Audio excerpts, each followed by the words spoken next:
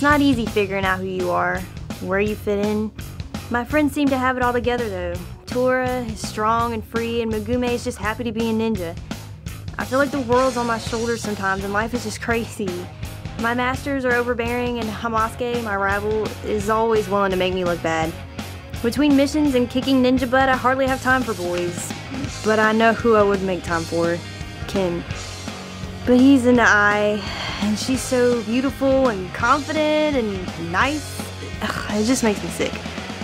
But until I can figure it all out, and how to not look like a boy, I'll keep training hard so I can do my best to not let my friends down. My name is Shiandria Toshigawa. I am a ninja princess.